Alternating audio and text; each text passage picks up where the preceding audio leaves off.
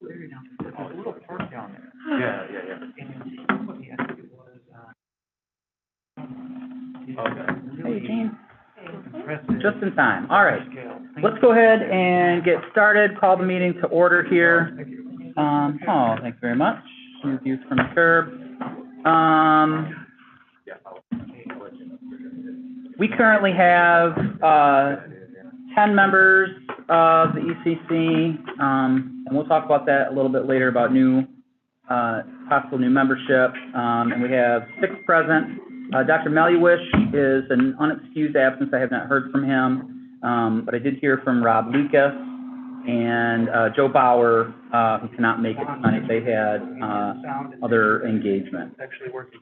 And it appears that we are live streaming, and we should have audio working, so if folks are listening at home or online or listening to the meeting later, everybody should be able to see and hear us.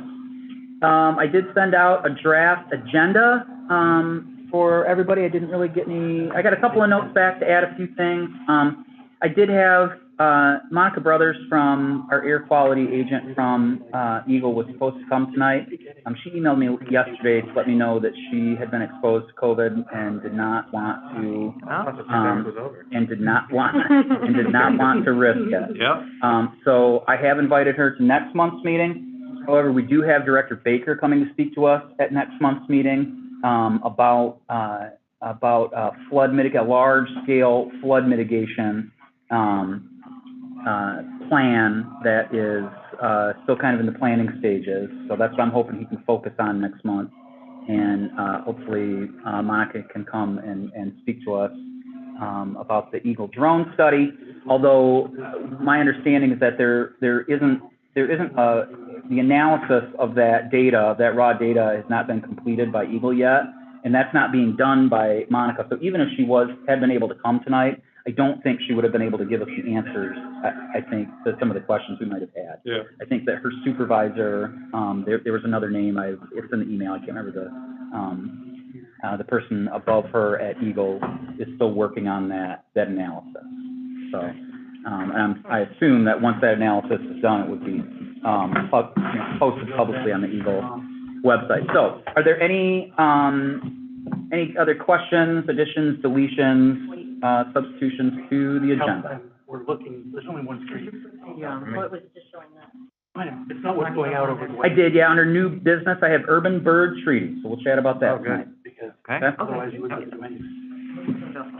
And then if you wanted to chat about the difference between a committee and a board, we've got time to do that too. We can kind of put that into review code of ordinances, okay? So is there a motion to approve the agenda? The live stream right now. The motion. Second. Okay, all in favor? Aye. All opposed? Okay, the agenda is agreed. Approval of August meeting minutes. Were there anybody notice anything, any corrections that needed to be made to the August meeting minutes? We'll give it, we typically give it about another week, and then I will email will I still be emailing the previous note taker or the current note taker, because we're switching over The new one. the new one? Okay. Yeah. Ms. Rutherford, right? So I'll email her with any changes, corrections that need to be made to the agenda, meeting minutes. But hearing none, and with that caveat that we've still got a week to make changes, is there a motion to approve the August meeting minutes? So moved. Second, all right, all approved? Agreement? Anybody knows? Okay. I don't know. The August meeting minutes are taken care of. Announcements, any announcements? What's going on in Kalamazoo, environmentally speaking? Friday, WMU's Office of Sustainability is doing a sustainability bash at, I think, noon. So a lot of organizations are going to be there. So if anybody wants to show up, it's free to attend.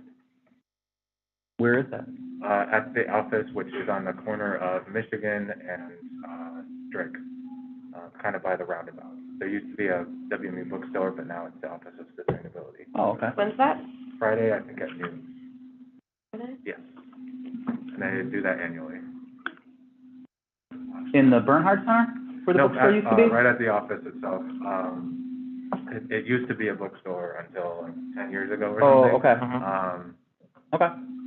You know, Oh, Corner of Howard and Kalamazoo. okay, I know what you're oh, talking Howard, about. I'm sorry, Yeah. Howard and Michigan, corner of Yeah. Howard and Michigan. There we go. Okay, okay. Yeah, I know what you're talking about. Okay, that's where the sustainability office is. Yeah. Okay, cool. They also do free bike services, if you'd like to. Okay, cool. We'll have another meeting before then, but October 22nd is the next EPS and electronic recycling drop-off at Mayor's Riverfront Park, Okay. 10 to 1. Celebrating that Stadium Drive is now navigable again. Okay, all right, yeah, very cool. Worthy of an announcement. Right? Yeah. Oh, gosh. They just moved all those homes to various different random spots in the city. Right. And they go around and move them in the middle of the night to different spots. And they put them at various spots in the middle of the street. Yep. David? Also on the 22nd, Edison is doing their next, their neighborhood environmental stewardship program. Okay. They are going to be planting pollinator gardens at 10 a.m. and then they have a community meeting to discuss how more residents can get involved at 12:30 at the Edison Neighborhood Association. Okay. Yeah. It's National Drive Electric Week, starting this week. Saturday at Midtown Fresh from 10 to 3 is our show. There will be an electric school bus there, and the Sunseekers at Western, Okay. Park. Yeah. So, yeah, come and see the electric with Paul Pinsella. He's Yeah. awesome. Okay. Cool. Any other announcements? We're gonna have to expand that to the e-bikes. You know, Double the there attendance. were some e-bikes there last year. All right. Yeah. All right. Mhm. Ride and drive electric. Yes. And the scooters and all of it, Absolutely. yeah. All right. Is that it for announcements? All right, do we have any public comments, Jamie? Do you know if we've got anybody waiting, to make public comment?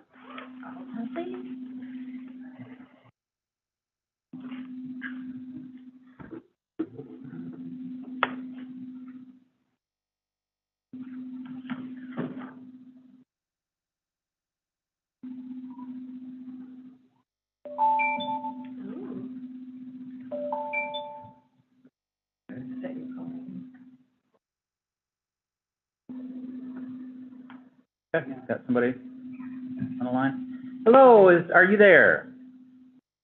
Yes, I am. Hey, do you have a comment for the Environmental Concerns Committee this evening?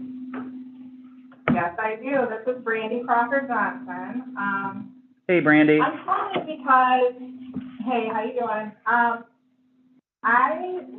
not trying to scold anybody, and it seems like I come off that way a lot, but I have to fight for environmental justice every single day.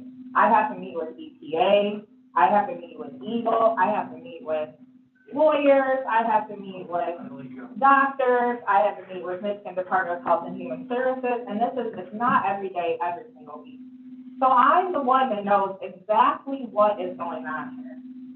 You guys, this is an environmental concerns committee, which means the only thing that should be a concern is the environment and the fact that you guys actually have an environmental justice community in Kalamazoo. You have an environmental justice hotspot in Kalamazoo. There is a 14-year death gap. There is a huge black death gap. And these people live in the north side, next door to two very, very hazardous facilities. This committee, which I was on until I found out there was a cease and desist letter that was drafted to reporters, not to report on bad air quality.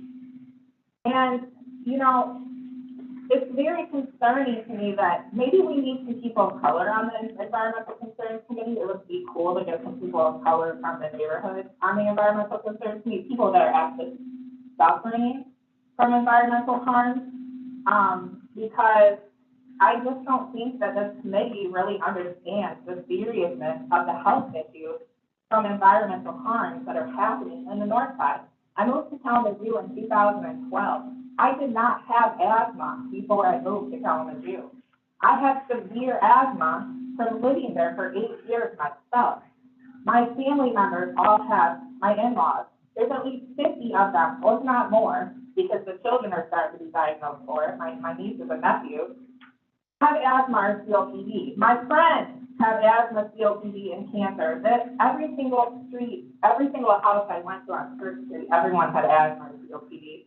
And I dropped for burning eyes from the toxic gas burning everyone's eyes. And that's the seriousness. It's not just an odor problem, and that's what bothers me about the odor task force, is that I feel like everybody focuses on it as an odor problem to try to minimize that it's actually a toxic gas poisoning problem. And I don't know what it's gonna take, how many articles you have to read, civil rights complaints are filed against Eagle. They are not our partner. Eagle has not protected us. Eagle has never given graphic packaging one fine. They stopped enforcement in 2019. There has been hundreds of air complaints filed. I have talked to businesses on Riverview Drive where every single business has employees just at work with nausea, asthma attacks, headaches, losing hair. I've talked to boards and hospital employees who have burning eyes, burning lungs, burns in their throat. This is serious.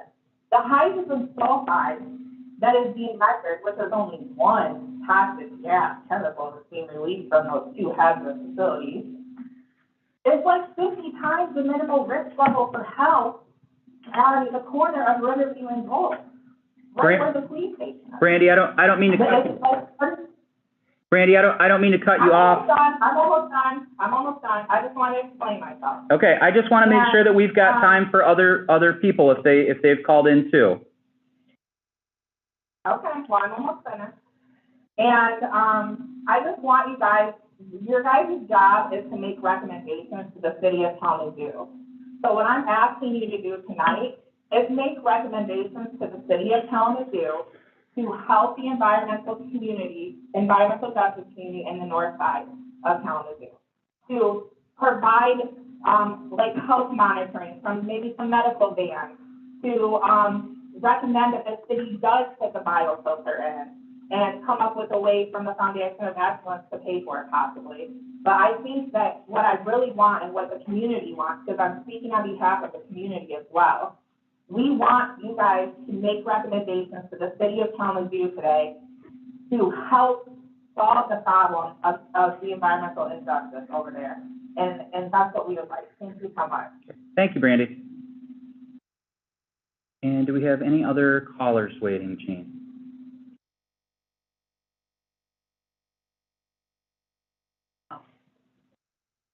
Okay. Okay.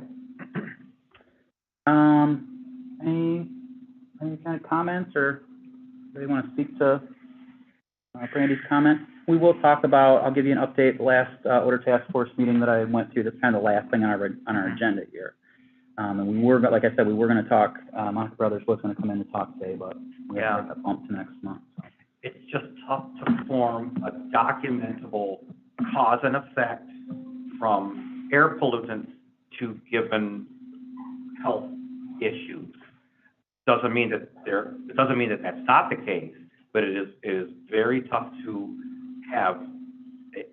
be able to link and attribute it to a specific, and there has to be measurable concentrations of known regulated compounds that are known to cause certain ailments to be able to, and it's tough, and I hear people concerns or from the scientific side of things, for me to be able to get on a fight for some cause and effect. If I can eliminate that cause, I have to know what that cause is, and is it directly attributable to certain ailments where there may be numbers of factors that lead to those, and that is very likely the case.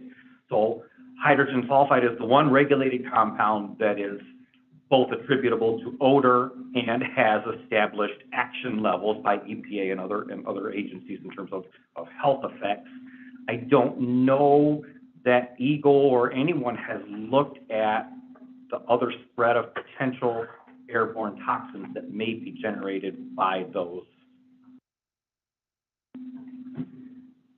I think we need to take a proactive stance. This has been a problem in the community for a very long time. I think we should really be a little bit more intentional about how we're going to approach this. If we want to be scientific, that's fine. The science is based on data. At this point, no one's collecting data. Everyone's refusing to collect data. We can't do anything if we're going to be scientific. If Eagle's not going to do the monitoring, then the city needs to, because somebody needs to step up and protect the health of people in the community. What do you mean, who's refused to collect data? On what, I guess? So, I'm just curious. to revert to the other comment, it's, we can't track exact concentrations of exact chemicals in exact places, because the way that we're responding to them right now is that Monica gets a call, she shows up. Somebody in my neighborhood over Labor Day weekend called Monica about having burning throat, burning eyes from what was in the air. It took her about 3 hours to show up. And then when she got there, Monica said that it was a faint odor. So that is completely subjective, and that allows enough time to elapse that we're not capturing the acute incident. So I think that we are going to continue to be in this spiral of not being able to take action because we don't have data unless we actually start collecting data. Okay.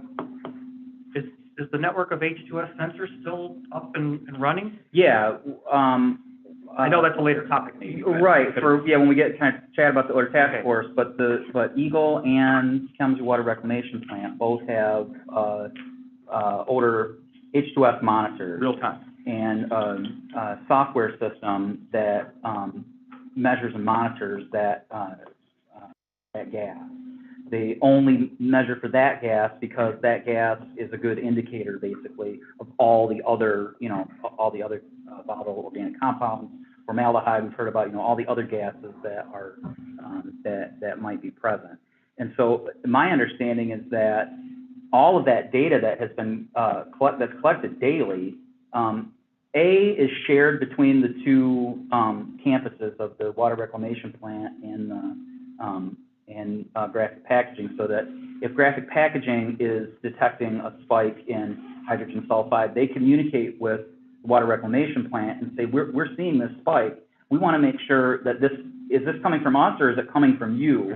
And what are we doing about it to try to get rid of that spike? And two, that information, that the hydrogen sulfide monitoring over the last couple of years for the water reclamation plant, over the last, it's been pretty consistent, I think, since like February for graphic packaging. My understanding is that stuff has all been shared with Eagle, and that data is a large part of what's going to be informing the Michigan Department of Health and Human Services health study, which we are waiting and waiting and waiting. I did email William Farrell at the state. He's a contact that I had before to ask him again. I communicated with him before about what's going on with this study.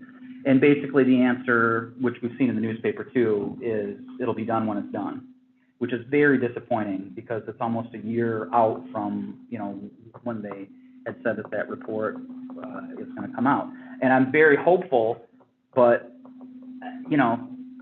I want to be hopeful that it's going to give us a definitive answer to the question, is the air that we're breathing making us sick? But I don't know if that report is going to give us the answers that we're looking for. So I think to your point, and Brandy brings it up really to the fore, is we're really not feeling a sense of urgency from the state in this issue at all.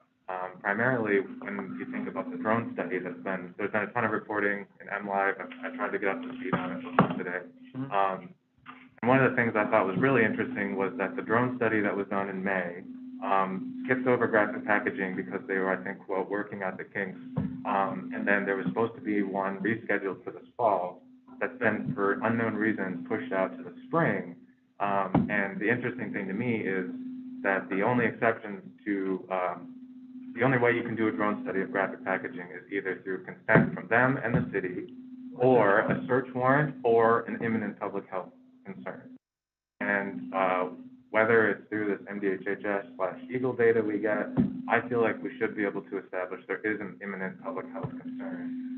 And as far as our role as ECC, it's challenging because we only advise the city commission, but I at least sympathize strongly with Randy's point that we need to act a little bit more urgently on this. And maybe imminent public health threat is the way to get better data on this, because, you know, it can't all be the wastewater treatment. Well, the problem with that, though, is like, from our committee, if we're sending recommendation that references an imminent health concern, we don't have data Right. to support that, right? Only in a rock and a hard place in terms of our. Yeah, which is like what you were statutory saying, that limits. we need more, need more data. So is the data from those sensors publicly available? Like, who's Yeah. actually? Yeah. There is a website that you can go to from the Kalamazoo Water Reclamation Plant.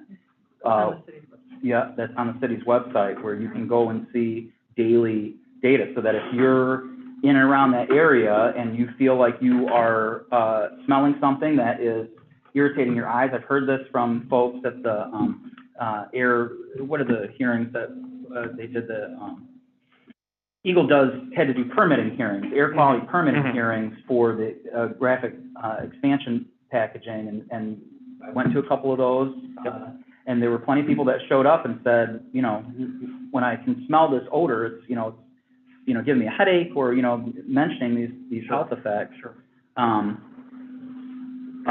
So like, if you're feeling like you're having some kind of negative health effect, you can go to this website and see if there was some kind of spike in release of whatever gas. There's a release in hydrogen sulfide, at least. Well, in between that and the fact that Eagle just cited graphic packaging 4 times over the last 18 months, for nitrogen, nitrous oxides, thank you, over a certain amount over a 24-hour period, that at least is a public health concern. So maybe one of the things we need to find out is what constitutes a public health threat that would allow a drone study, because that seems to be the most effective way to really zero in, aside from the monitoring. Right. One other thing I would point out is that like you mentioned, if you want to make a report about an odor, you call Monica Brothers, she goes out, it's a sniff test, it is kind of a subjective thing. But my understanding from Monica Brothers is that those reports are less now than they have been in the past. Since some level of, since the odor task force started, and since there's been, more focus on this issue. There's definitely still an odor there, but there's been less complaints about it. And why would you keep complaining if they were, Well, I know people who like. That's true, okay, too. keep So I commenting. think one of the things we might want to consider here is, if we want to provide some level of assurance to people in the city that we're being attentive to the problem, maybe we need sensors that are going to monitor more than hydrogen sulfide, and maybe those sensors need to be situated in places where people have indicated there's a consistent problem, rather than just where they currently are. Maybe some of the neighborhoods that have documented or at least regular reports of concerns. Well, that's essentially where those monitors are right now. Right. Where the complaints have been coming from. We have to know what other Borges, target on the north compounds side, on the east side. to monitor for, and are there electronic instruments that can measure? That's the thing. I'm not Some aware. things they're not. I'm not aware that my understanding is that there's not hardware that is sort of widely available on the market that is been shown to be effective at monitoring these other gases. And that's why they use the hydrogen sulfide monitor. As an indicator. Because there was a system, available system that they could purchase to do that. That's my understanding. But I would be happy to bring that, but that's a great question. can we be monitoring for other, compounds in the same manner? I'm happy to bring that question. Particularly, like, For we're the task seeing force meeting. the oxides of nitrogen, which are where the recent citations are coming from, and that matches with the type of, symptoms that people are reporting. So it does seem like that needs to be much more closely monitored. I think if, Director Baker's coming next month, Yes. he'll be able to speak to these. Mm-hmm. Yeah, that might be a good time to really dig into this, especially with the, bioscoper being scrapped as well. Long-term flooding, that's a big topic that we. Yeah, I'm hoping that he can kind of focus on that next month, but. I think it would be good to try to double dip, because it's, I mean, there's been like 4 articles in the last month about this, and Eagle's working on it, so I think we should move it up in the chain as well for our priorities. Well, I appreciate, Brandy calling in, Mhm. as always, and her passion for our community. Mhm. Any other, comments? All right, moving along in our agenda, looking at the community sustainability plan. I don't have any updates. I know that, City Commission has, passed a sort of mid-year budget, request to fund, a position for somebody to, kind of operate the community sustainability plan. I don't know if that position has been posted yet. I don't think it has, but I think it will be soon. Anybody know? It should be posted, and my understanding was that they were gonna try to fill that position, by the end of the year. Other than that, one other note on the, community sustainability plan, here for, the city of Kalamazoo. We also had a meeting, here in this room a couple of weeks ago. Kalamazoo Nature Center and the Kalamazoo, Climate Crisis Eagle, to The county try health to, department, what's that? the county health department. Well, they were here, yeah. They were here. They tried to secure a grant from Eagle to fund a county-level, climate coordinator position, and fund, some climate action, some climate actions. And so, we got, a bunch of staff from the county to come in here. Jamie McCarthy from the city was here, and,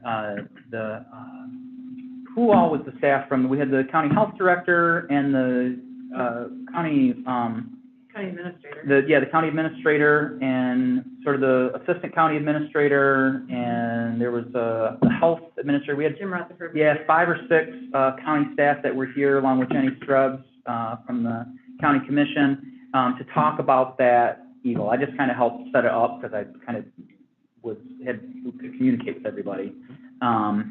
And so we had a very good discussion about the ins and outs of what that grant might look like. And in my communication with Commissioner Strebs, it sounds like county staff is working on that grant, looking at that grant, what they can do to kind of narrow down some specifics of how they write it and how they secure it and how they might be able to implement that. So I'm very hopeful to see that there might be, in addition to the position that we've got here in the city for a community sustainability plan, that we would also have a county climate action coordinator that would help be able to coordinate between all the units of local government. I think there's like 22 or so, is that right? Units of local government, almost all of which have passed some kind of climate crisis declaration, but a lot of them kind of lack the capacity because it's not something that they've done before. So ideally, the person at the county would be able to coordinate and help local units of government work together to share resources or share ideas, or if they're doing stuff where there's jurisdictions that butt up, there's a way we can smooth that stuff out, or the county can smooth that stuff out. So hopefully that takes off. Yeah, question. So, given that we've called this an emergency, I wonder if there are things that we could maybe help push out to the neighborhoods, that can be done more immediately that are part of the plan, in the meantime, while we're waiting to post and then hire and interview, and get somebody in that position, maybe 6 months from now. It seems to me that the plan was written and designed to be sort of flexible and sort of, didn't have to happen in this linear fashion. There were pieces that were more attainable or less attainable. But it seems reasonable that maybe some of those pieces could be acted on, sort of in, you know, while we're waiting for a director, who's not a director. So I think, yes, I think some of that might already be in the works because, the city, I mean, Jamie McCarthy can obviously talk about this a lot better than me, but the whole purpose of their, like, public input period towards the end, such that it was about prioritizing, like, shovel-ready projects. So my understanding is they've probably already begun some stuff, but I think that's a great idea.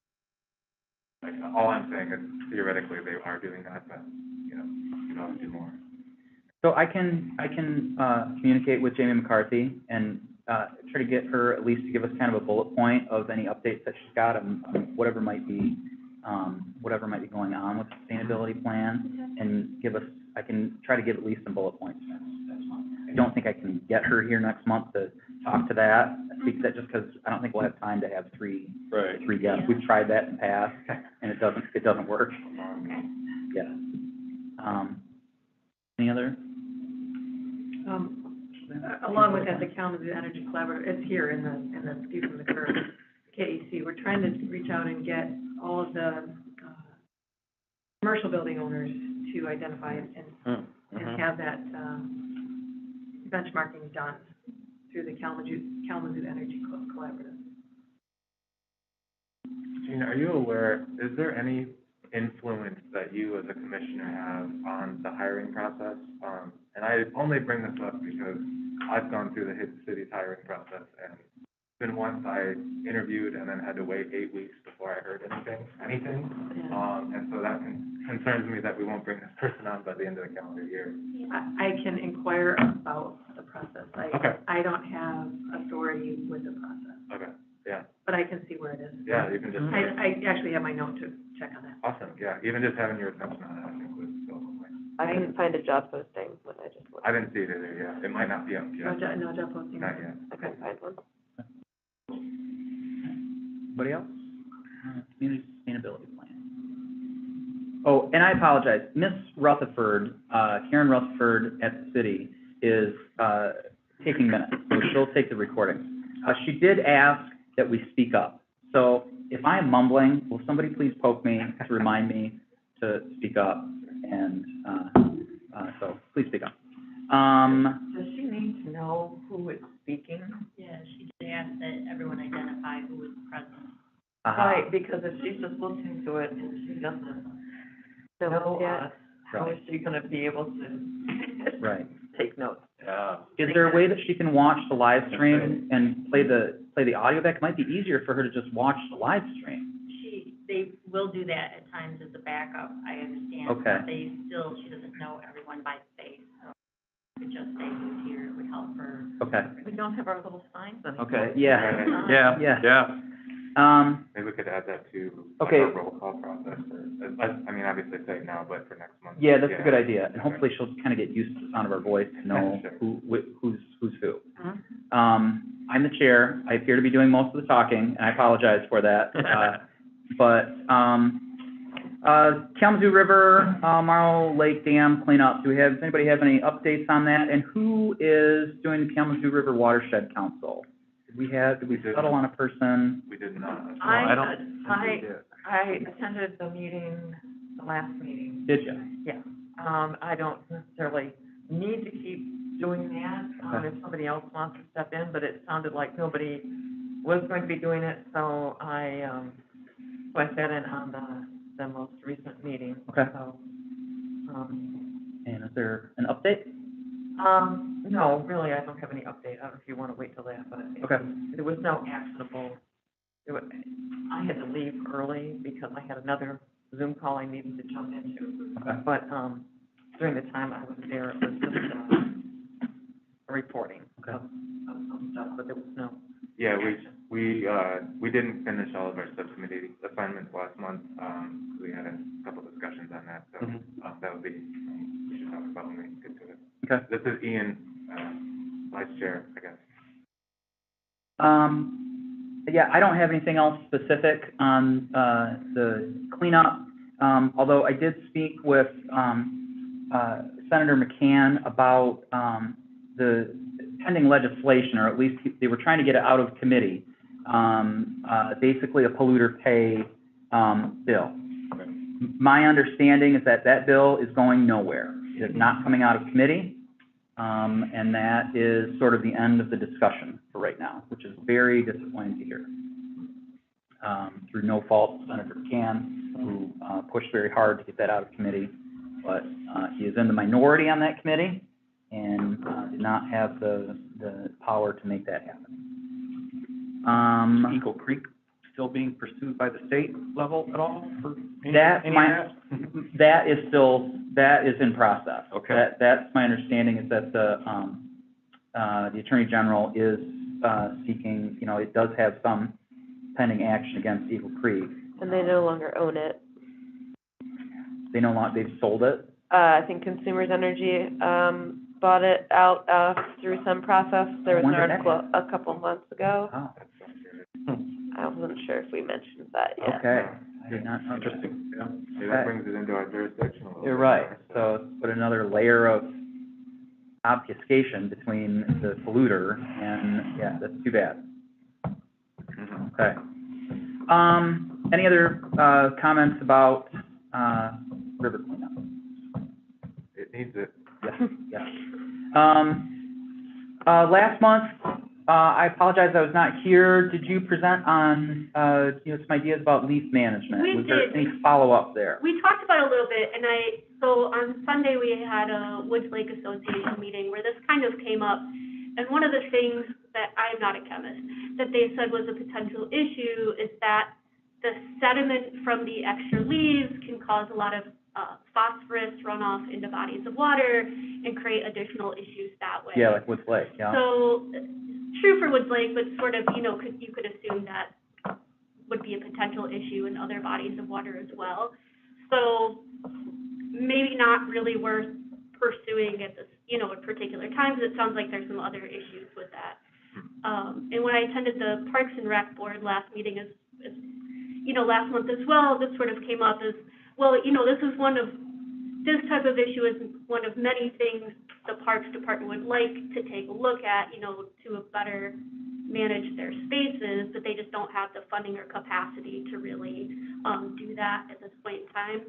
I'm not sure there's anything we could do separately as the ECC to really deal with any of that, so. Yeah, too bad, Jim's not here, since he was saying he was gonna talk to his neighbors, and even just a little anecdotally, I'd be curious what Yeah. people hearing. Yeah. So do you feel like that's kind of the end of the discussion, or do you want me to keep that on there as kind of unfinished business to review, or? I think we can kind of take it off for Okay. now. I think we have some larger things on our plate with the. Okay. All right, there were some questions, about, just the setup of our committee. So, the city clerk sent us a chunk, from the Code of Ordinances, and I've got it in our shared agenda, and you can find this in our shared drive. Hey, thanks for coming. And where is it? Bylaws and processes. So we've got ECC in the Code of Ordinances. It doesn't say anything in the Code of Ordinances about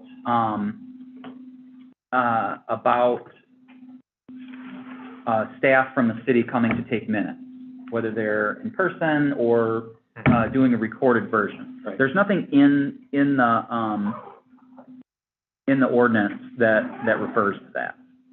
That makes me think it might rest if the Open Meetings Act somehow, like the city maybe is responsible, like it's outside of the ECC's ordinance possibly, like an overall city. May apply to Yes, public there have to be meeting. minutes because it's an open meeting, Right. but it doesn't mean that the minutes have to be taken by somebody who is here in person. Mm-hmm. That's my understanding. Is that what you got from the city clerk too? Yes. Yeah. I think I covered it. Yeah. Wait, so you say in person, you mean, so it's the distinction between having them here and a recording? Correct, Yeah, okay. yeah. So, All right. Well, the city's gonna be liable for the transparency, not the members of the board, so Right. the city's gonna be invested in getting accurate minutes available. right. Hey, thanks for coming to our meeting. Nice to see you, yeah. My only thoughts on it is I mean, you know this too, it is, no offense to any of the note takers, I'm sure they're overworked, but Yeah. man, it takes a long time to get these minutes, and most of the time, we've been getting them like the day of the meeting. Right. And I think that's the job of the clerk's office, and it's really hard to get hold of them sometimes too. You know, when you both applied and you said that you had a hard time seeing the minutes, this is Jean Hess speaking. I did go to the clerk's office and ask them about that, and they have the minutes, they had not uploaded the minutes. I see. So it was back work that actually got done, and I think they're current as of now. Is that correct? I'm not sure because I was looking at planning commission meetings from the first, and they're not. So ECC is now up to date, from Okay. what I understand, from the clerk's office. So that's an issue. We've had an issue getting commission meetings up online. So that's happening now, ECC is happening now, hopefully planning commission will be up. Maybe breaking up the backlog a little bit. Yeah. Okay, that's good to hear. Thank you. And I did get a couple of new applications that had been in the system for several months that I had not seen. And I know that Melissa had requested those from the city clerk's office. She, so she hadn't seen them either, but they, they're backdated several months. And so I've got 4, there's, one fellow that I tried to, reach out to before and he's not responded. So I emailed, all 4, I got 1 response back, saying that that person wouldn't have time to do it, so that's down to 3. And I haven't heard back from the other 3. So we have 3 candidates, but they're not responding, when I'm reaching out. So please continue to, ask your friends, ask people, spread the word if, we've still got an open seat here, in the ECC. And to our. Who knows, we might come to a point where we get deadlocked, it's 10-10, and then the meeting goes forever, and we're voting, and you never know. Well, and I doubt to it. our commenter's point, it would be really nice to get somebody from the north side represented. Yeah, I don't that know. would be ideal. I don't have any good ideas on how to do that, but. Brandy was on the committee, and then Mhm. she left. Yeah, So, I mean, she was that voice, right, yeah. and. I don't think she important. lives on the north side anymore I as don't well. think I think she she lives moved Well, as well. when she was on the committee, she did. Yeah. She was an important voice, but Mhm, it was her mhm. choice to. Oh, yeah, no, I just think in general that neighborhood is neglected, so. Yeah. Well, I don't think it is. Right. Yeah, we'd love to have somebody from, all the neighborhoods, that would be, that would be ideal. I mentioned it at Northside Minister Rail Line. Okay. That's a good idea. Yeah. Please do. Last piece here before we move on to, new business, and that really will just be, the urban bird treaty tonight. Mhm. You had a question about the difference between a committee and a board. And, talk to me about that a little bit. Yeah, so I know that we are in the process of hiring a new city attorney. It might be helpful just, on behalf of the board to submit some questions, as part of that process of, do they have an understanding of what our standing as a board, as a committee is versus a board, and how that fits into our authorities as a body. Being that they are not, there's nobody in that position yet, it might just be something that'd be interesting for them to explore as part of their process. Okay. I think just anecdotally and through sitting through some other meetings as well, as I think that this is a question that is not unique to the ECC. I think there are questions around, if people are in these positions on these boards, variously, what does that mean for the city? Where's their authority? How is that shared? And what is really the role in the purpose of a body like this? And how would they see it as the city attorney? Well, I can share, that stuff is all laid out pretty clearly in the code of ordinances. And that's in our shared drive. I can share that, to the whole committee just to kind of review. Actually, can I send that to you? Can we look at can we review that real quick? Yeah, if you want to send it to me. Yeah. I am going to,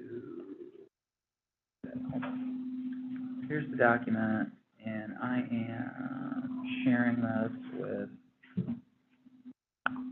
and we can just take a look at, ECC.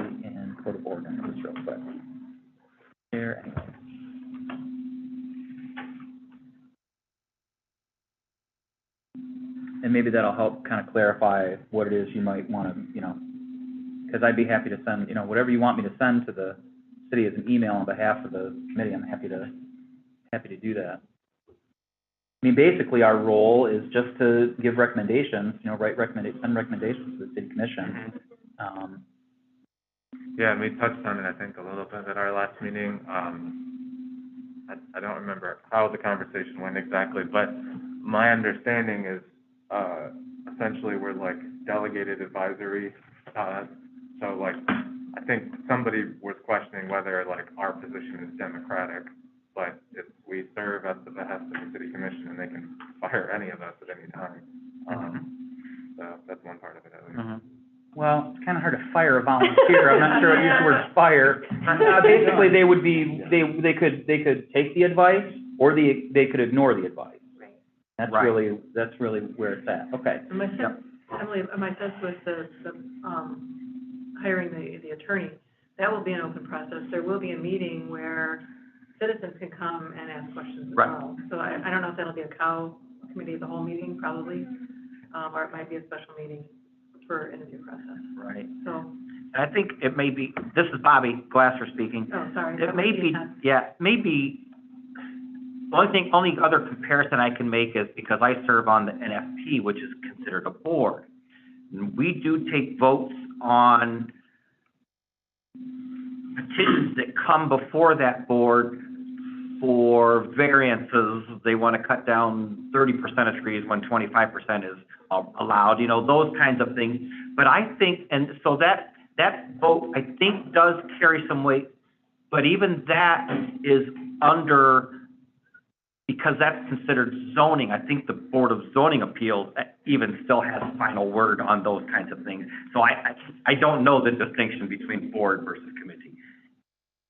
So the key points of, for the ECC in the code here, Code of Ordinances, is there was an ad hoc committee at one point.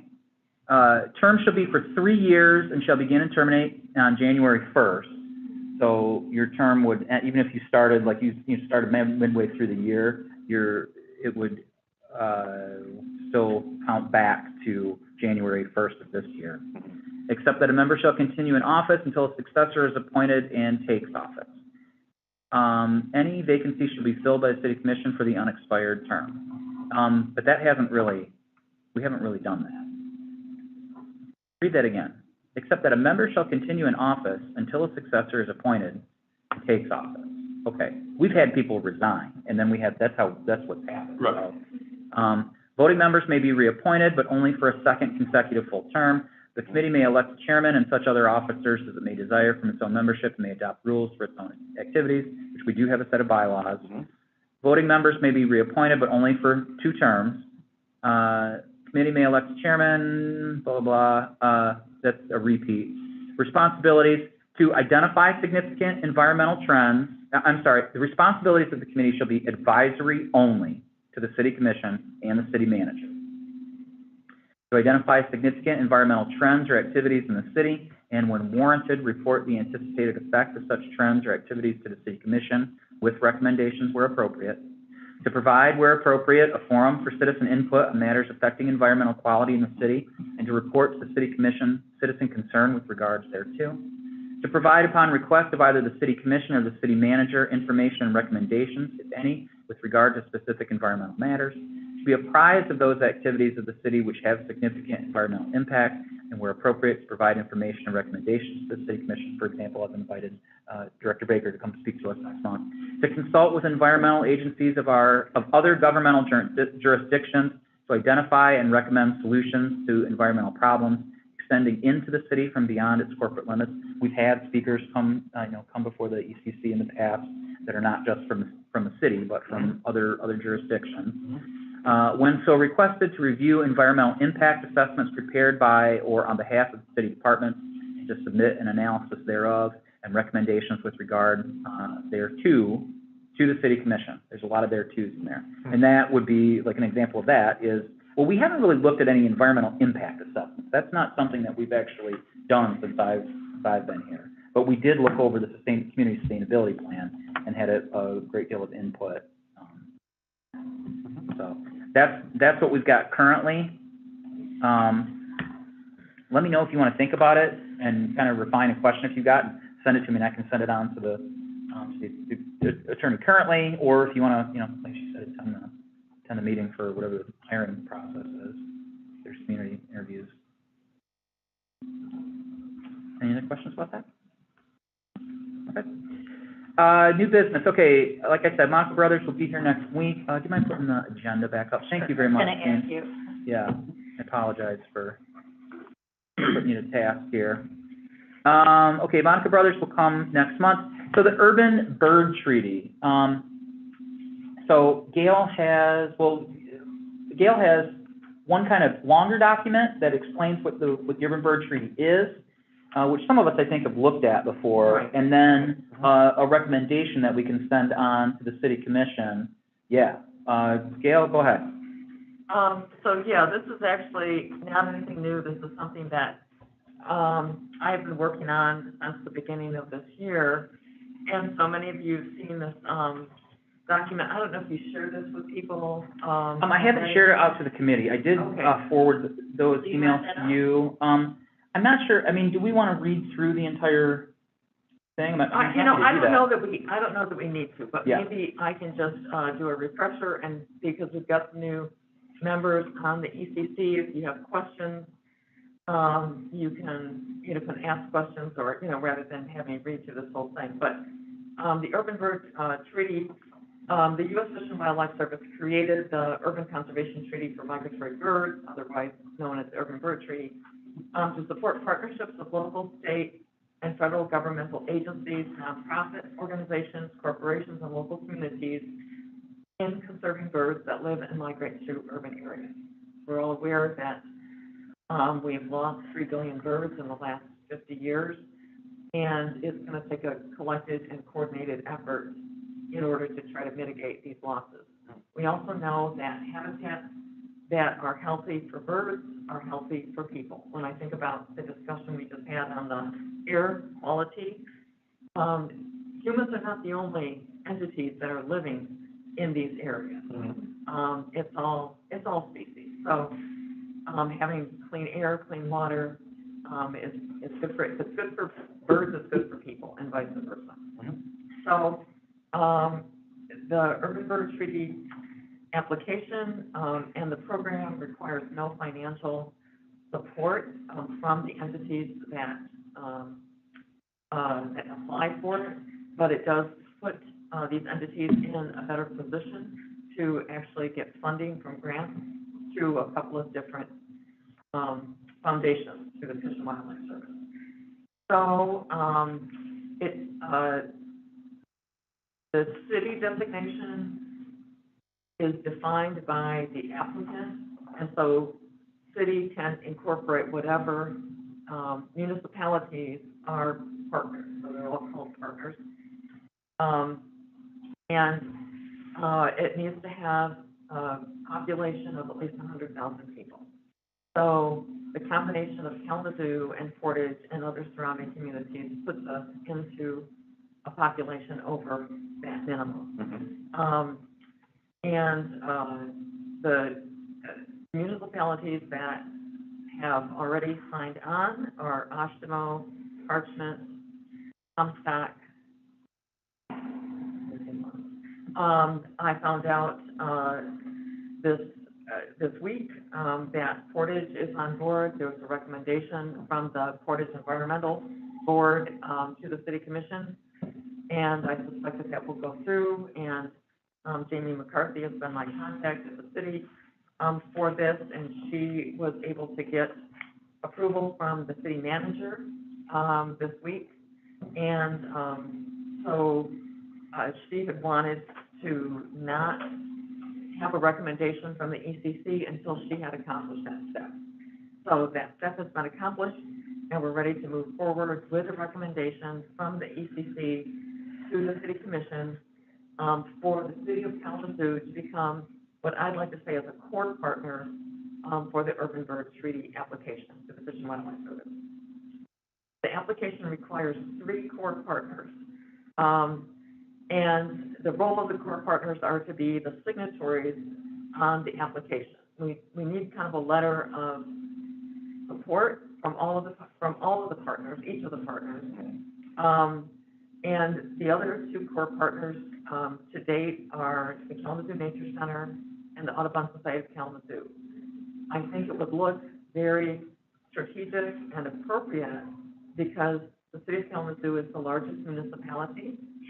And for all the sustainability plans and goals and the declaration of a climate crisis and all of the great stuff that's going on, I think it would be really appropriate for the city of Kalamazoo to be that third core partner. You know, it doesn't require much more than that. I'm doing all the grunt work and the legwork because all these other partners have got real jobs and things that they're getting paid to do, and they're stretched really thin, and I'm a retired grunt that can do, that has the time to do all of this stuff. So I've drafted a recommendation from the ECC to the City Commission, and that's what I'd like for us to talk about tonight and to hopefully approve. It might take a little crafting, because this is certainly a draft that I put together, and input is certainly welcome and accepted. Could you put that up on the screen for us? I think it's the first email that I sent you. I think it should say recommendation. And I'm happy to read it or let you read it on the screen. And, you know, it might take a little smoothing off of some rough edges or wordsmithing. You know, I tried not to make it too long. There's certainly a lot of points that could be added, and I tried to just get the most important, pertinent bullet points why I think this should happen. Yeah, that's the right one. Hard to see, it's just a little. And Karen, this is Gail Walter doing all this. Is that it? That is the memo that she just kind of went over. I Okay. apologize. It's the other email that I sent you that has the recommendation in it. There's a lot of overlap. I did a lot of cutting and pasting, so. Well, yeah, so we can kind of narrow the recommendation down. I Right. think. Hold on. I believe these documents are probably in the shared drawing for anybody to look at them. All the time, I'm sure Aaron put them in there. Yeah, I think they were in there from before. Yeah. Edit? There we go, that's it. Okay. The one without any header or title. So why don't you read and we'll kind of read along. Okay, so the ECC recognizes that bird populations are in trouble. A groundbreaking study published in the Journal of Science in 2019 reported on 48 years of data across 529 breeding bird species in the U.S. and Canada clearly showed the losses of nearly 3 billion birds since 1970. We know that urban habitats are important to many bird species and that protection and enhancement of these habitats can help to mitigate bird population decline. The information about the U.S. Fish and Wildlife Service creating the Urban Conservation Treaty for migratory birds to support the partnerships. I read that from the memo. So my ask, ECC recommends that the City of Kalamazoo become a core partner, joining the Kalamazoo Nature Center and Audubon Society of Kalamazoo, along with 17 other partners, to apply to the U.S. Fish and Wildlife Service for designation as an urban bird treaty city. The ECC recommendation is based on the following. This is the number of birds that have been historically documented in Kalamazoo County, over 300 species of birds. 15 of those birds are listed as threatened, endangered, or of special concern in the state of Michigan.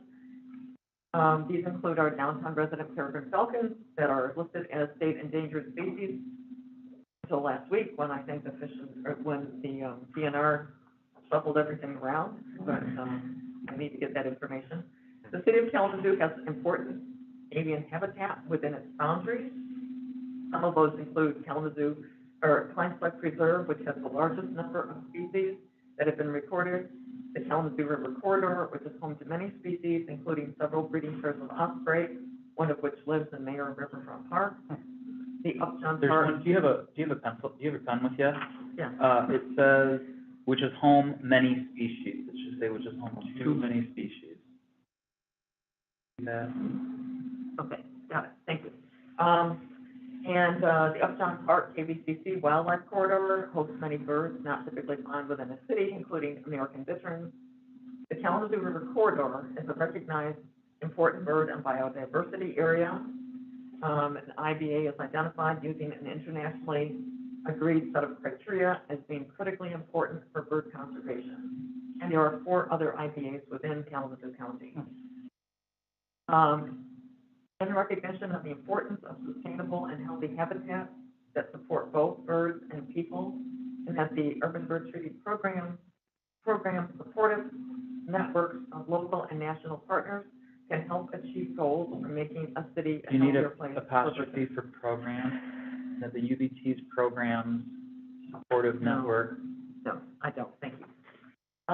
It is important to advance the quality of life of all Kalamazoo residents with a commitment to sustainability and environmental stewardship and social equity.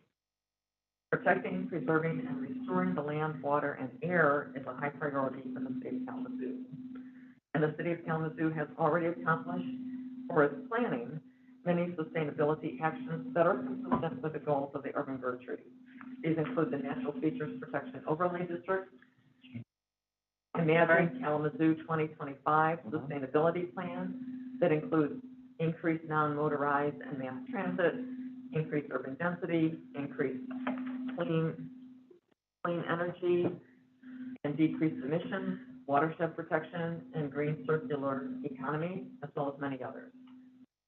The Urban Bird Treaty federal designation gives improved access to funding through the National Fish and Wildlife Foundation 5-Star and Urban Waters Restoration Grant Program, and can help garner additional funds through other urban conservation grant programs with similar goals and objectives.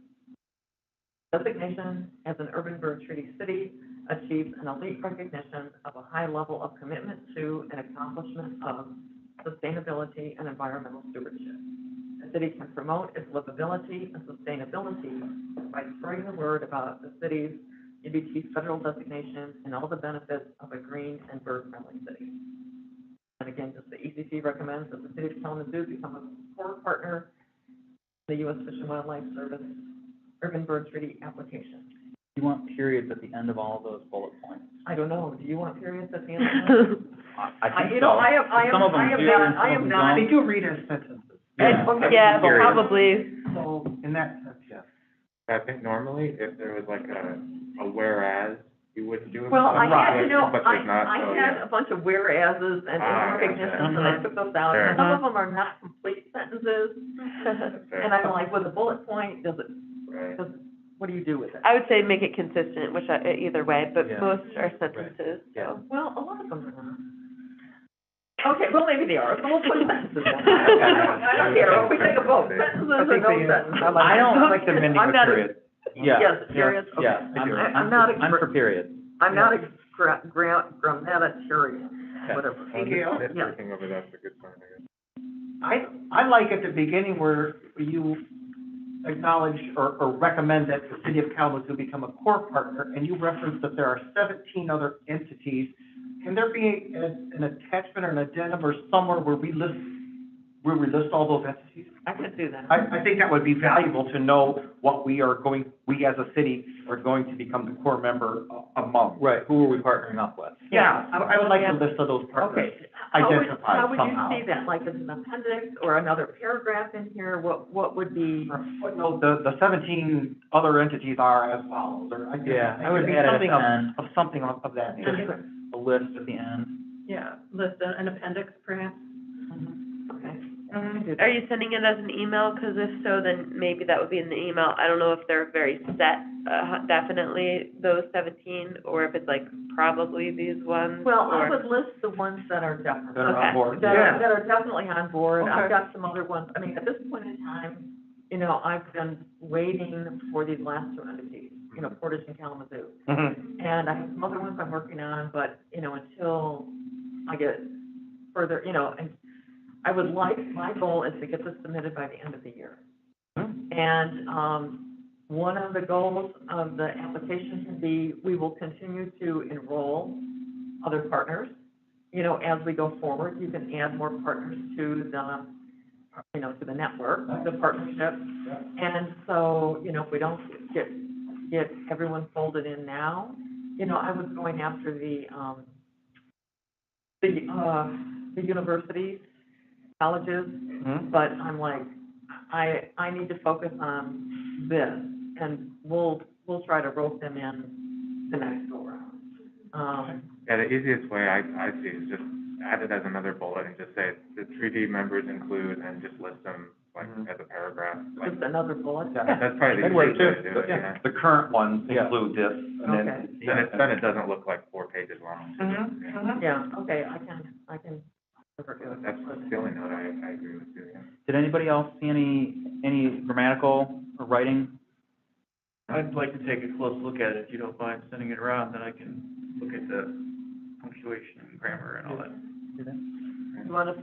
Any, yeah, Yeah, we can send one now, for sure. Yeah, I mean, I've been any, scribbling on one. any, comment on the The content? content, Yeah. yeah.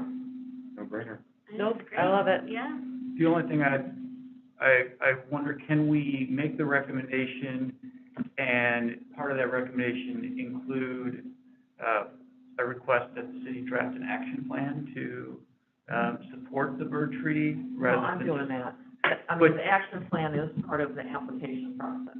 Well, the city actually has to give me all of the, and this is a question, I don't know who's gonna do this, but I need to have a list of the accomplishments that have happened in the last several years and the goals going forward for the next 5 years. And there's specific criteria and categories that those need to be in. And I don't know who is going to be my contact working with those to get that information. Keep that application process. Right. Yeah, I'm much more comfortable with that than just saying, city, sign this and get a check mark on your. Right, no, I have to have the information to put in the application process. So, I mean, I suppose we could add, something to this, but I will need a liaison and, They have to work with you. and somebody who is gonna help craft that. Maybe part of the recommendation should include just a note saying like that's a part of the process. Like part of the application includes like highlighting the successes, such as if you have like, if you know of a few just off the top of your head, but we don't really need an exhaustive list because you're already working in that, right? Or ask for, in the recommendation, ask for, a staff liaison to work with a member from the ECC to coordinate or something along those lines. Yeah, would you need additional support from the city? That'd be the perfect way to really get it. I don't know, James, do you have any? Well, my first thought is that Jamie is, you're talking with Jamie right now. Yep. And that she would probably be able to give you those things that we've done and provide that list of things that have happened.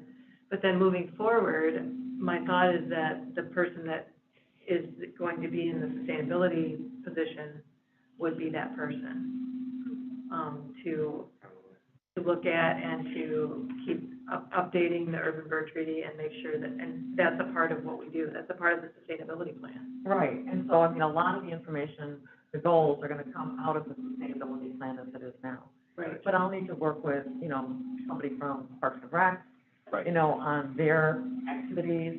Uh-huh. Need to work with somebody from, Jamie's office, whether she assigns that to someone, to work with me on that. Yeah. So, I wonder if that should be in the ask to the city. okay. I mean, could it be just as simple as just a line about continued coordination between the grant? I mean, however you designate yourself as, Yeah, I'm because the. you're writing the grant, submitting the grant, right? Well, it's not a grant, it's an application. An but- application, is that on behalf of the Audubon Society? Well, I am the coordinator, and so it's on behalf of the three core partners. Oh, okay. And so I'm, So you could just list yourself as the grant coordinator, yeah, continued, I'm the continued coordination UBT between, yeah, UBT coordinator. yeah, continued coordination between city staff and UBT grant coordinator. So we're asking the city to commit to being, the city commission to commit to being one of those 3 essential core partners. And part of that commitment then entails the successful completion of that Application. Of the application, and all that encompasses the amount of information that's required for that. Mhm. That is the commitment that we're asking for. Right. Mhm. I'm gonna check on calls. When we get to that, Mhm. we've got a couple minutes. So, Sorry. I That's just okay. don't know. Well, we usually do that at the very end of the meeting, if there are any callers who stuck around. Okay. so how should I word this? What do you got so far? I've got UBT coordinator. Yeah, so just a continued coordination between UBT, grant applicant, and city staff.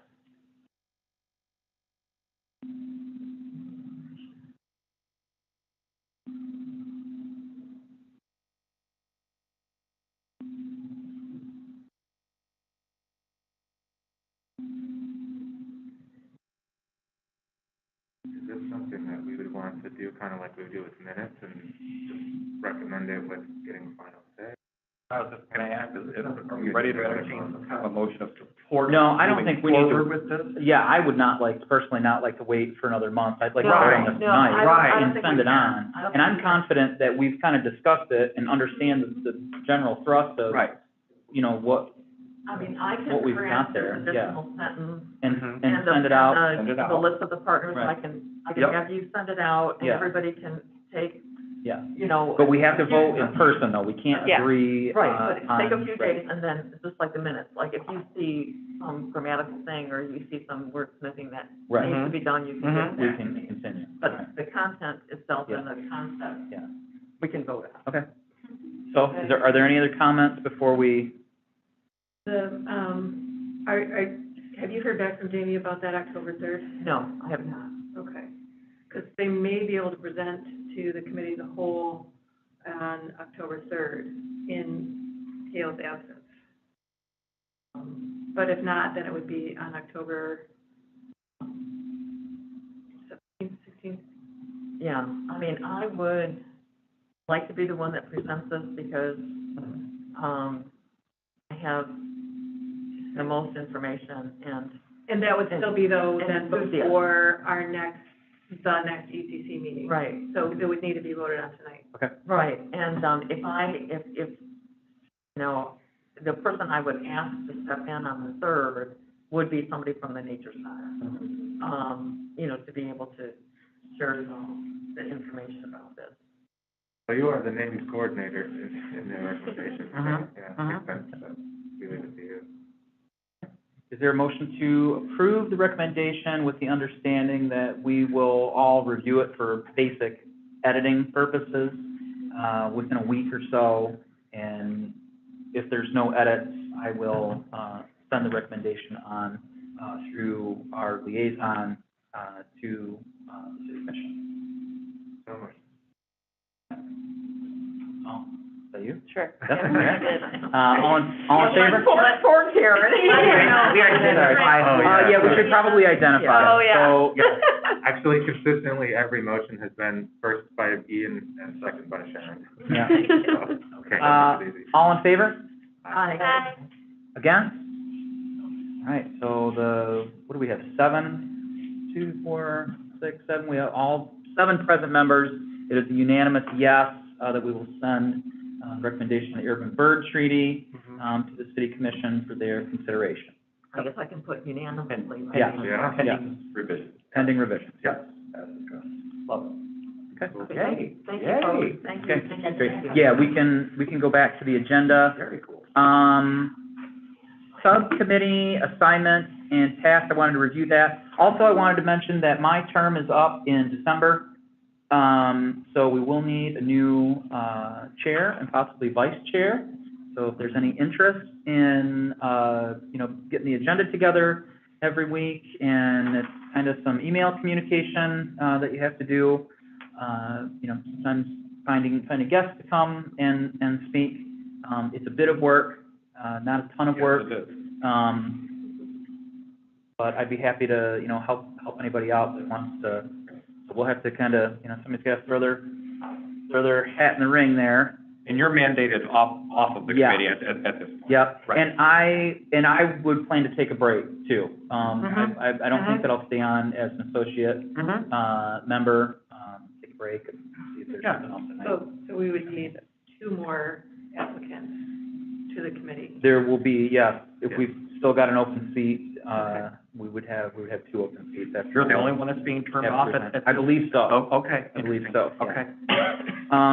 With that in mind, you want to talk about December? Yeah, We might wanna December, decide in by the, November. in the past, right, Yeah. in the past, we have, not necessarily held a meeting in December due to people, having holidays or whatever. I know we met the last couple of Decembers we've met because I felt like there's been pressing stuff for us to vote on or talk about. But I'd be, open to discussing, dropping the December meeting. A little early to make that decision. Yeah, Yeah. let's just, I just wanted to put it out there and we can kind of chat about it next month. I think it's scheduled for the 21st. Yep. Yeah, that's right. So let's just review subcommittee assignments again. Bobby is doing the NST review board. Bobby and I meet occasionally to talk about air and water quality. Gail is still doing wildlife natural resource, protection. So Gail, can I add your name to the Kalamazoo River Watershed Council until we get somebody else? You could do that, or if somebody else is like dying to do it. Yes, is anybody interested? They are partners, so I just figured, in the urban bird trees. Oh, I just okay. figured, well, it gives me one more reason to communicate with them and just, maintain a avenue of communication. But if somebody else wants to sit down in the meeting. It's a very interesting, group of folks. The, leader of the, Kalamazoo River Watershed Council has come to speak, to ECC before, specifically about the Marl Lake, dam issue. Any interest, anybody taking that spot over? I'm not on one right now, so and that's something I've got a couple ideas we could do with it, so. Okay, great. Gail, you're off the hook. Okay, Is that cool? that's cool. Okay. Waste management and litter, Sharon, Rob, and Jean. Right now we've got EPS continuing to go, which is Yep. permanent thing now that you got going, so good for you again. Are you still, is that something that we're still kind of meeting on? We haven't. I would like to, though. We have not successfully picked the time. Okay, so we can kind of leave that? Yes. Okay. Ian, Planning Commission. Yeah, so, I watched the recording. Well, hold on a second. I'm just going through Oh, this people, is and then we'll fine. go back around. Yeah, are you Okay. still good with Planning Commission? Sure. Gail is still doing the Tree Commission? Yeah, Right? absolutely. Our Tree Committee. Sharon's still doing asylum Yep. policy. Rob, I believe, is still visiting Parks and Rec. And- Jean, at some and point, maybe I in believe November, you can give us an Whatever update. works for you. Let's plan on November right now. Okay. We've got a busy meeting next month, so let's shoot for November for you to give us, Aaron, Yeah, so, I took Parks and Rec. oh, you took Parks and Yeah. Rec. Okay, was Rob here last week, or last month? no, I don't think so. we haven't seen I him. don't think I've met him. Okay. No. All right. I will let Rob know that his absence has been noted. I did check with the Anthony Ladd, for the tree committee, and asked, because Dave was interested in being a backup, and if it was acceptable for me to be a backup, in case I wasn't able to attend the meeting. Okay. And he did give the thumbs up on that. Okay. That, David would be, Yeah, off- if you alternate. wanted to do that. Great. If I can't make it to the Okay. meeting. Just let me know. Okay, cool. All right, well, let's get through our subcommittee reports, try to wrap things up here. Bobby, anything new from Natural Features Protection Board? Yeah, there's one, I don't have to share it, but it is on the corner of Bryant and Bedford, and this property borders, Portage Creek, and it's a redevelopment for housing. It involves 5 or so multi-unit, apartment buildings, came before, NFP, and for some variances, there's some slope involved because it's adjoining the river, so they want to modify it and shear up that slope a little bit.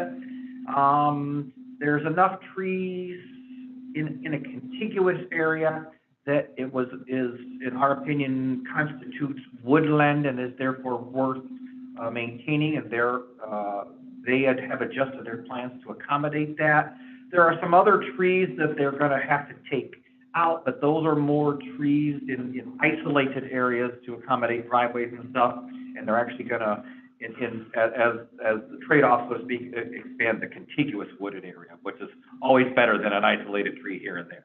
So there are a whole lot of other steps that are in the process, not just NFP, but stormwater and everything else that they have to go through the committees. But this one has come before NFP, and we've made some recommendations, they've made some changes, and seems to be flowing along. Okay. Bobby and I did not meet last week to discuss air and water quality issues. Gail, anything new with wildlife and natural resources? And just the urban bird treaty stuff, you Yeah, know, all right. that's the news. Yeah.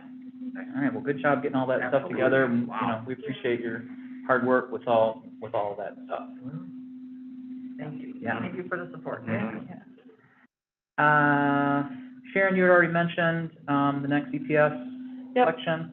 And electronic has decided to continue with, so they also added on to the view from the courier as we've got here. I don't think I'll be able to. Do you set batteries too, as part of the electronics? Oh goodness, Not you it's in here, let me check. Okay. Yeah, they took them. I've had a thing of batteries Okay, that I good. took last time. Good to know. I'm pretty Yeah, sure thank that's a yes, yeah. Thank you.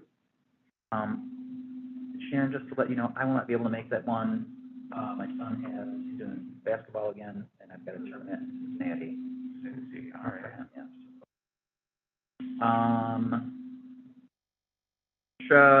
Planning committee, planning commission. Yeah, so they met on, the first, and they are not having an October meeting, so my job's busy next month, but, they reviewed, Kalamazoo College is adopting a new master plan, and they approved that. The approval process was a little strange, the commission wasn't really sure exactly what they needed to sign off on towards the end.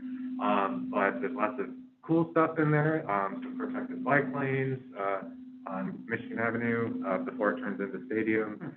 Some not so cool things like more parking but overall the plan is pretty neat. And they signed off on that, and I was literally their only piece of business, so, any questions? The report's interesting, if you want, the actual like master plan of it. Yeah. I mean, it's publicly available online. Stuff going on over there. Any update from the tree committee?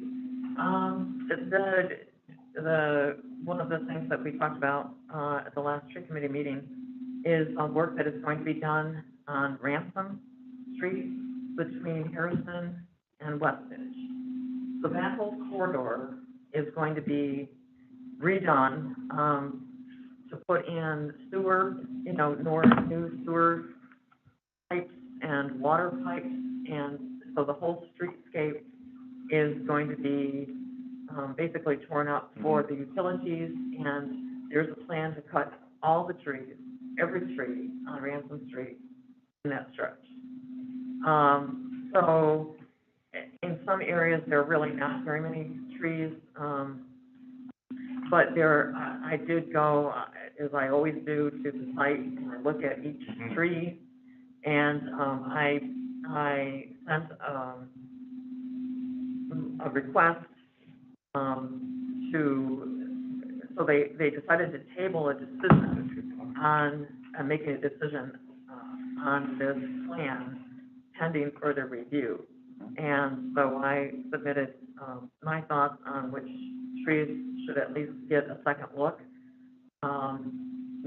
with the understanding that none of the trees may be able to be saved because, the work that's gonna be done, would probably most likely disrupt all the root structure. But there are some oaks and some maples and a few other trees that, if it's at all possible to not take these trees down, I'd like for them to at least take another look at them. So, that was kind of the big news from the tree committee. Was there any talk about, an attempt at least to offset the loss of those trees by planting elsewhere? Well, there's 40-some trees that are gonna be removed, and so, yes, there will need to be some negotiation about what, what the replacement is gonna be, because they will redo that whole streetscape. It's sort of a north side and try to make it, parts of that, stretch on Ransom Street are really not very aesthetically pleasant. There's a lot of disruption of the sidewalk, and there's some stretches that are pretty barren as far as anything goes. It's not a very friendly area, so there's a whole design that's being done and there's gonna be input incorporated from the north side, on how they would like this to look and the features that they would like. So there will be some trees incorporated in that new plan, and there will need to be some way to because that, in that stretch, there's not gonna be the room to incorporate like 120 trees to compensate for the 40 that are coming out. So to talk about where might there be places to put elsewhere, some of, replace some trees in other areas, maybe close by, on the north side, in some parks that are, in that general vicinity. Yeah. So, that's all, none of that has been decided yet. So, Gail, just quick, when you said that, what entity was it that made that decision that all 40 would have to be removed? I guess that would be the city, in charge of city utilities. It's a city plan to be updated, and I can't remember off the top of my head the consultant of the company that, made the design for the street utilities. Yeah, it's a city function, just like like Stadium Drive, all of the work that was done on Stadium Drive, and that is being done in a lot of other places in the city where the utilities are being, upgraded. Yeah, it's all city property. Okay. Any other questions? Silent Lake Policy and Management Council? One of the biggest things was, I don't know if it was last month that we spoke about the parking situation, but the city came back and, said they were sticking with their original plan, basically. I feel like that was the biggest thing. I do have another update, though. The batteries question. Yeah. They are accepted, no charge, all of them except for alkaline batteries. Alkaline, like what's in your flat? The old- Aren't alkaline like? The old-fashioned. With your batteries. Yeah, that was just the specific answer I got. I looked it up. So, Well, you can take them. They took on the paint. To the, Just a regular A, double A, those are regular batteries, right? Well, So they the accept- alkalines are the disposable ones rather than the lithium rechargeables. Oh, okay. Yeah. Oh, okay. Or you can take them to the. What's my outline, so. Place is what I do. Yeah. I get them in a bag. Figure that out. Parks and Rec. Yeah, so it was a pretty casual meeting. So they had a meeting on site at LaCrone to check out the new splash pad that they put in over there. It was their last on-site meeting of the year. I guess every month they go to a new park, except during the winter, but it's cold. There was actually some neighbors in the area who were out at the park who just gave them a lot of ideas about the basketball courts.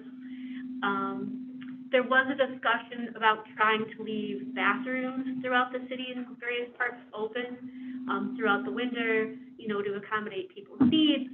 And that was brought back to Parks and Rec to see if there was some way they could strategically look at keeping some of them open and what would be the cost benefit of doing that. There was also a request to have a new liaison from the city commission be a part of their meeting. So that was that. All right. And you said you went to Kalamazoo River Watershed Right. Council meeting, was there anything? The meeting, Of note? essentially was a report from, someone from EPA. And regarding the Trowbridge Dam removal, which has been in the works for a while, with the collaboration between EPA and the DNR. And so they, my understanding, of course, sort of jumping in without any previous backstory, that this plan has been in place. And after some feedback from appropriate knowledgeable people, they've made some adjustments and revisions to the plan, so they were going over those. It was pretty technical regarding stuff that I wasn't conversant about. And I guess the long story is that they plan on this implementation over 3 seasons, working seasons, and that mitigation of the bad stuff in there.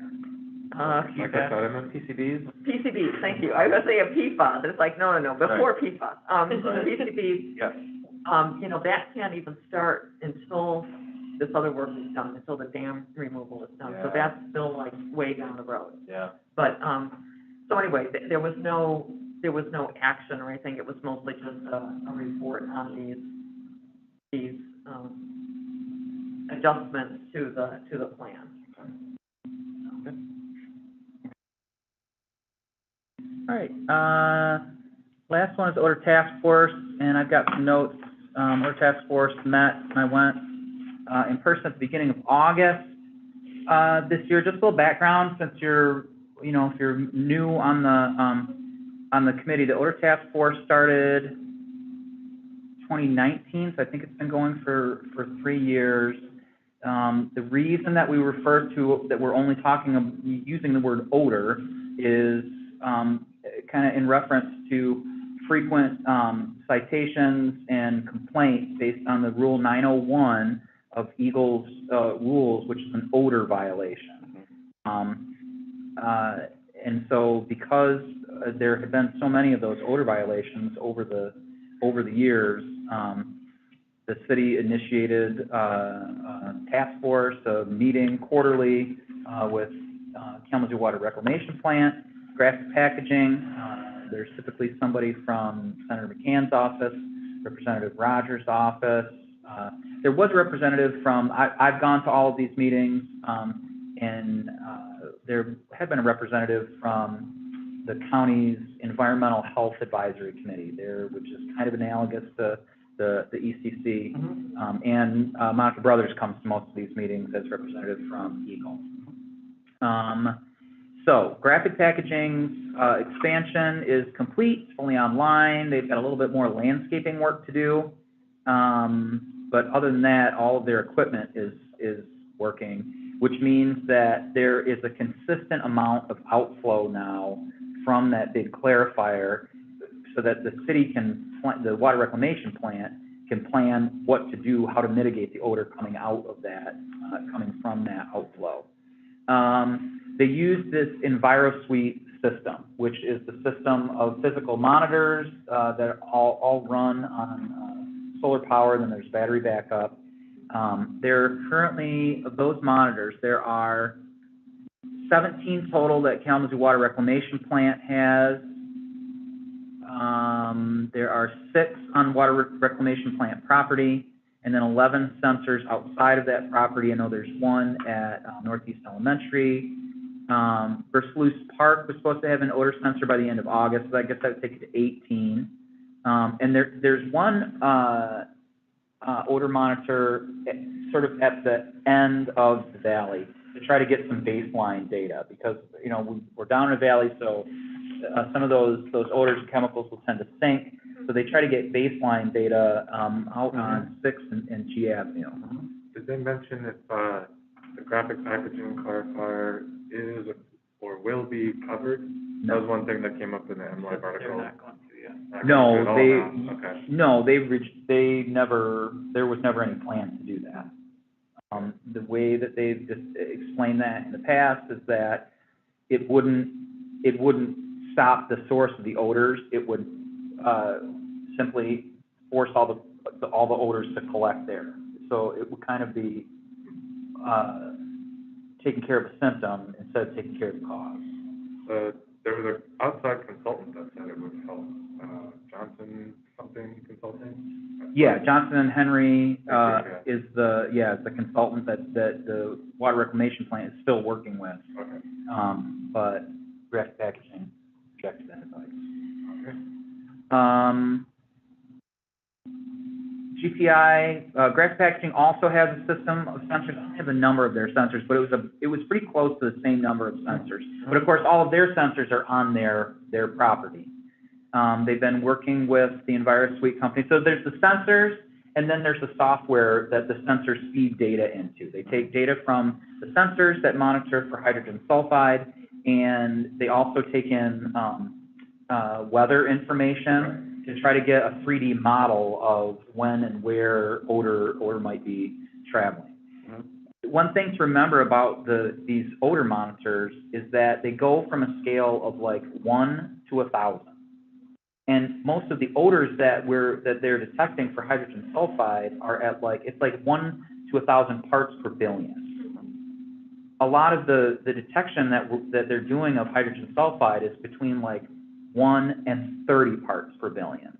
So the accuracy of those monitors is kind of difficult to assess when you're getting down to the very end of the scale of what those monitors can do.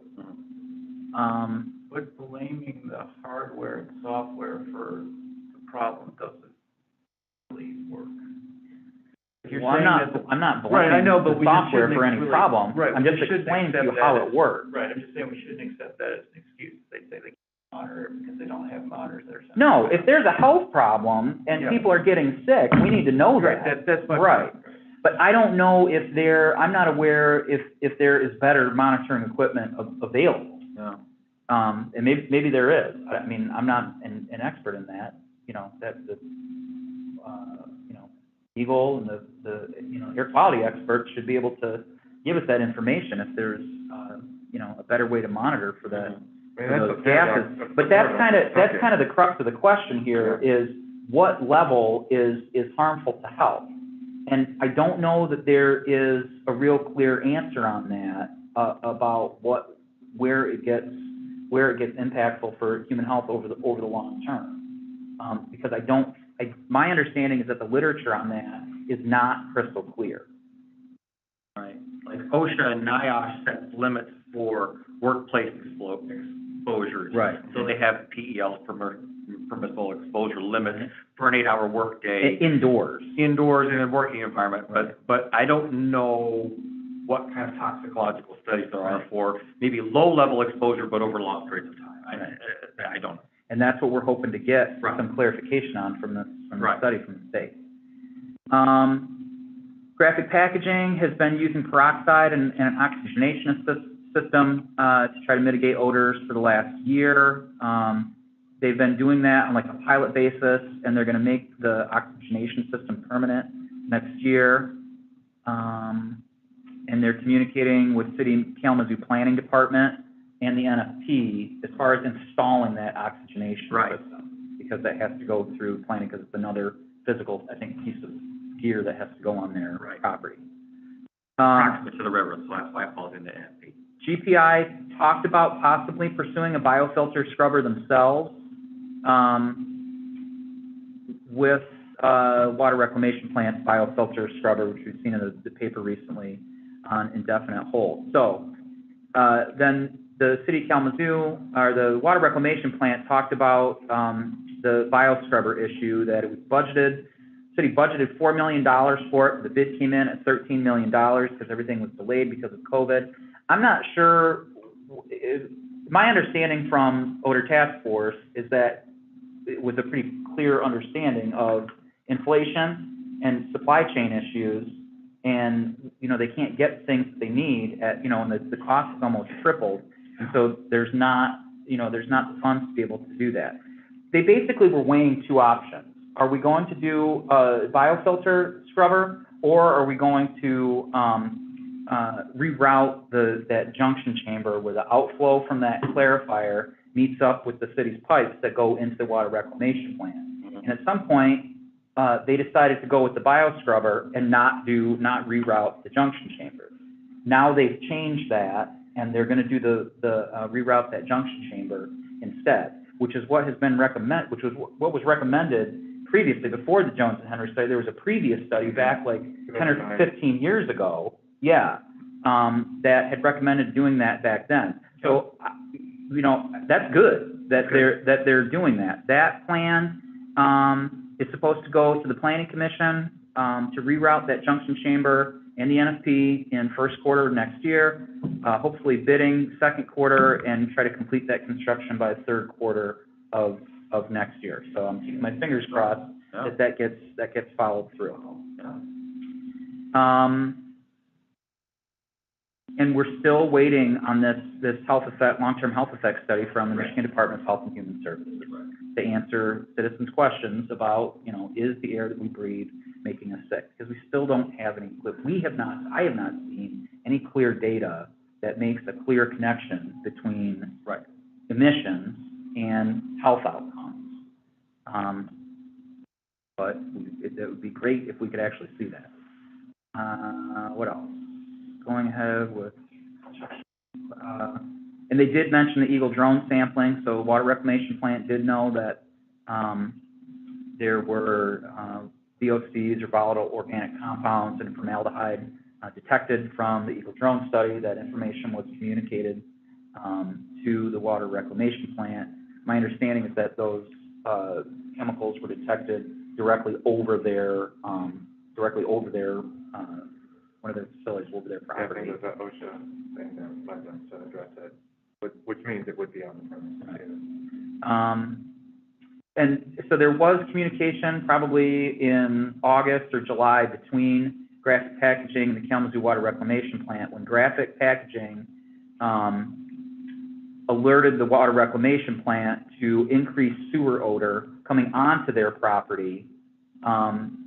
And so Graphic Packaging, you know, using this EnviroSuite system, they detected an increase in hydrogen sulfide, and didn't see anywhere in their processes on their property and their stuff, it wasn't coming from them, and they wanted to make sure they weren't missing something, so they got a hold of the Water Reclamation Plant, and the Water Reclamation Plant looked, and it was at like 3 o'clock in the morning, and the odor was coming from dried sewer biomass that gets trucked to Pontiac for disposal.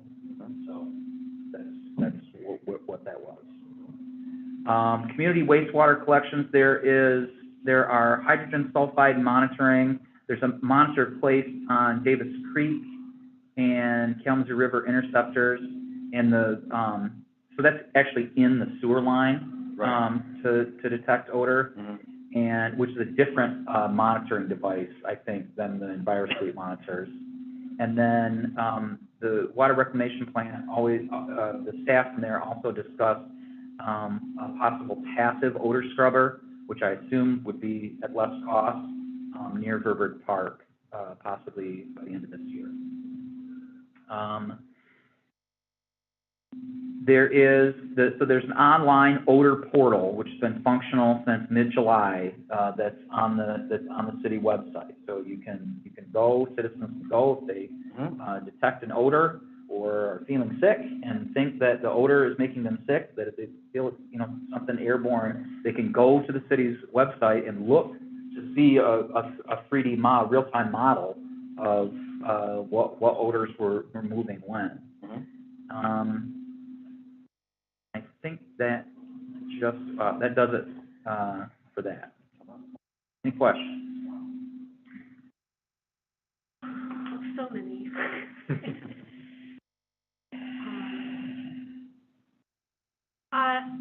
And this might even be totally aside from this particular item, but is Graphic Packaging, I'm sorry, this is Emily, is Graphic Packaging paying any sort of premium or cost for these additional technologies that the city is picking up now as a result of their monitoring?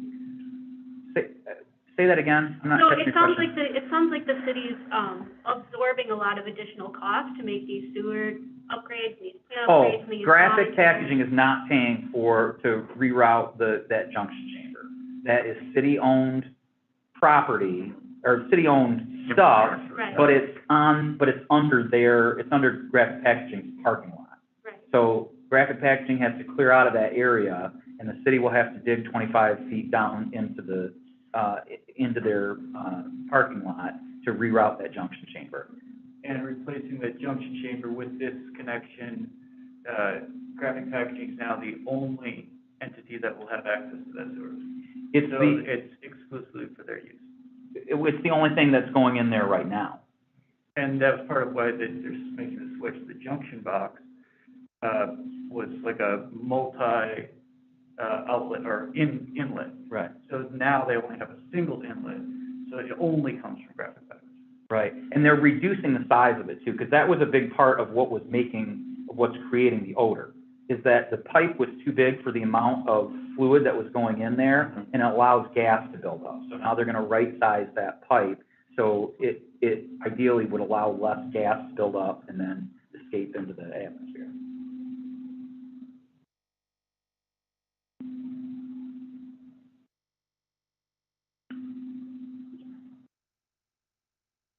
Any other questions? So the rerouting, it's going, this is Sharon, I don't think this is gonna be that important though. The rerouting going to wastewater treatment plant. Mhm. So are they doing additional testing of what's going through there for what's coming, because of what will eventually come out of there, because of this rerouting from another corporation? Is the water reclamation plant gonna do additional testing Yeah. of what's coming in? Yeah. To make sure. They already have, that stuff's already in place. They're, checking that water, right, to see, I think that's kind of what Melissa does, is Oh, it feels, monitor. so, They Can do you answer? sampling in, Yeah. in labs. Yeah, that's already yeah, so done, that plan. they do that specifically because of other corporations. So due to this rerouting, would that add another thing that they're doing specifically? I'm really not a part of those conversations. Okay. I really wouldn't give you an accurate. I don't think so. Okay, I mean, that outflow is already, what's coming out of that clarifier and into the municipal water system is already being monitored. They're simply changing the size of the pipe. Right, and Okay. what a company generates or discharges to the municipal sewer system, there are laws, limits, quantities, all those things that have to, parameters that have to be in compliance with what you are permitted to discharge. And there is testing and or accounting and other requirements that you are required to do to document that you are in compliance with what you say you're putting out. so are they not having more because of the bigger infrastructure that's going through there? I guess think of it like this, I can put 2 gallons a minute down a pipe this big, and most of that pipe is full of those 2 gallons a minute that's my flow rate. I can also put that same 2 gallons per minute flow rate down a 2-foot diameter pipe, but the water is just a little bit at the bottom, and the rest of that pipe is not being used by the liquid flow, but is full of gas. And it's better to have that 2 gallons a minute flowing through a properly sized small pipe where it's pretty much all full of the liquid and not much head space for gas, because it's the gas that's the problem. Okay, Does that answer your question? not exactly, but. Okay. That's cool to know though. You're fine. Well, say it again. I'll ask other people, I'll Okay. figure this out, Yeah, okay. try, maybe come back. That they assess the quantity Mhm. and what's in it, the chemical. Yeah. If necessary to meet the wastewater treatment standard, they may ask for pre-treatment, Mhm. so they have limits.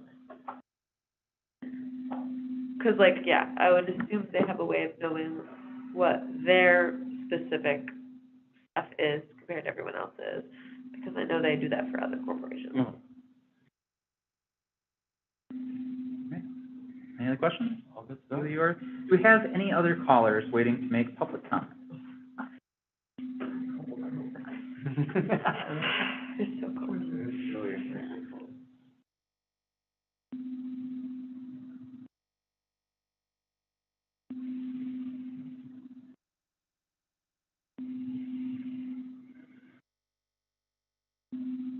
I didn't see anything on Facebook either, so I think we're in the clear. Nothing's ringing. Okay. Any other comments for the good of the order? We are Health adjourned. and Human, or no, Health and, Household Hazardous Waste Center, the county accepts batteries. And that's an interview from the board. Everybody take one. Good to know. Yep, good to know. All right, we are adjourned. Yeah, very good, very good.